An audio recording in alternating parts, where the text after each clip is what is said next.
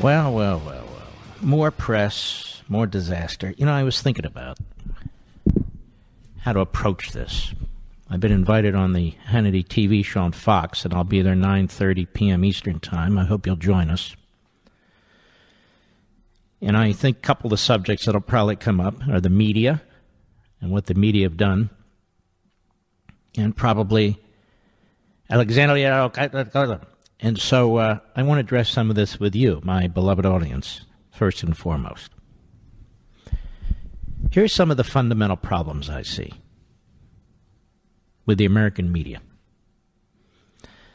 There are no uniform standards among news outlets, no clear line between news and opinion, no universal rules of professional conduct for journalists, no particular experience required. Look at Chuck Todd, Chris Cuomo, George Stephanopoulos. These are not professional newsmen. And no commitment to objectivity. You can hardly distinguish between news and opinion. The mass media is overwhelmingly left-wing and overwhelmingly pro-Democrat Party. I think this presidency has demonstrated that more than ever before. They hate President Trump. They hate his supporters. Even more broadly, they're very cynical about our founding principles, capitalism, national sovereignty. They love Alexandria Ocasio-Cortez, 29 years old and dumb as a doorknob, but they keep promoting her. And I notice some conservatives do too. The Obamas, Barack and Michelle, Bernie Sanders, leftists, democratic socialists and their agendas. They're very protective of them. They never really seriously question people who advance college for all, health care for all, a minimum income for all, and so forth and so on. So the result is what? Old-fashioned yellow journalism. It's an old term that applied to Hearst and some of the newspapers in New York that duked it out, and they had these very broad headlines that would attract people's eyes. They were sensationalistic. They were scandal newspapers, and very unprofessional and very unscrupulous. So that's what we have today. Here's the problem. That First Amendment there is for a reason. It's not for Time Warner. It's not for Comcast. It's not for the New York Times Corporation or the Washington Post Corporation or any of the rest of them. It's for you and me. These entities didn't even exist when the First Amendment was adopted with the other 9. Freedom of speech and freedom of the press go hand in hand. And when you have almost a monopolistic pack mentality, groupthink, in the mass media, in the major media, it undermines a republic. Look at it as free speech. If speech pretty much only went one way, you wouldn't have a free society, now would you? The consequence is lousy reporting. Grabbing onto anything you can in order to besmirch your targets. Inaccurate reporting. And then when somebody calls you out, like the president or anybody else,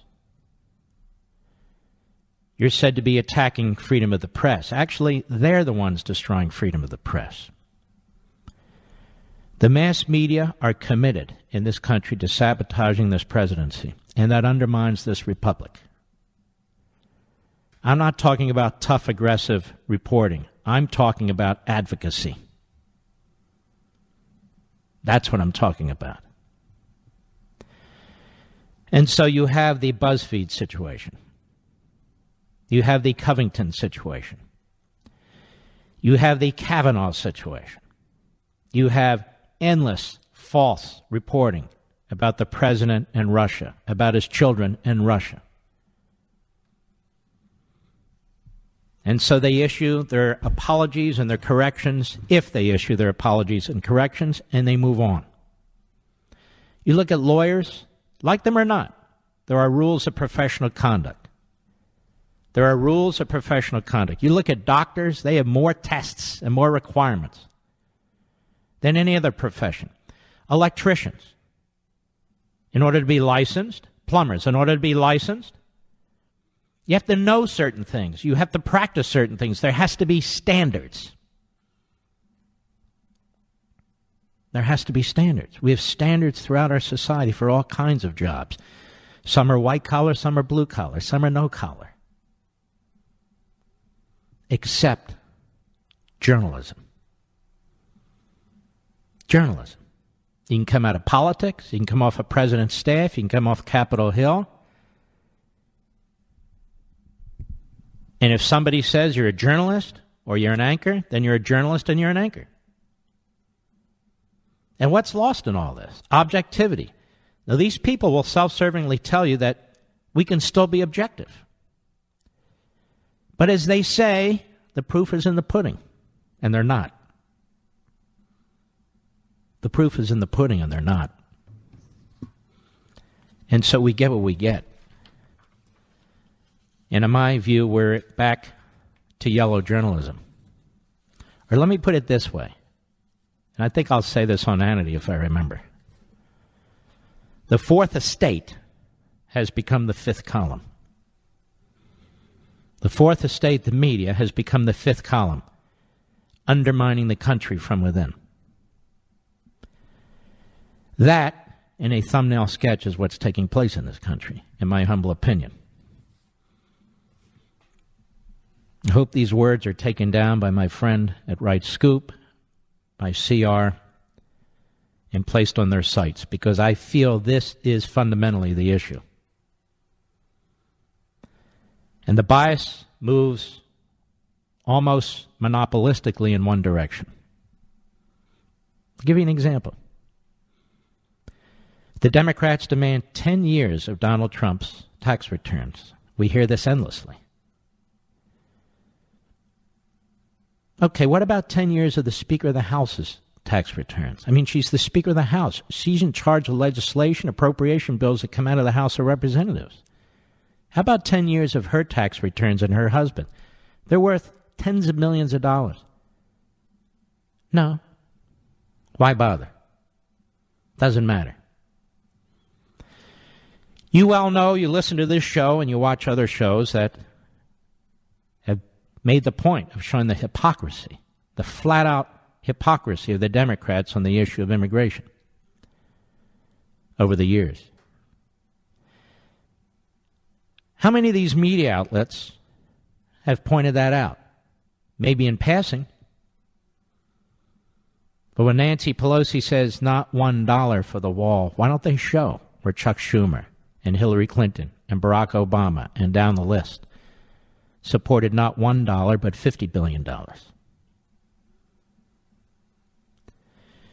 When their favorite Democratic socialists come up with their cockamamie schemes of free health care, of free college, of a minimum government-subsidized income for every American, and their other schemes and plans,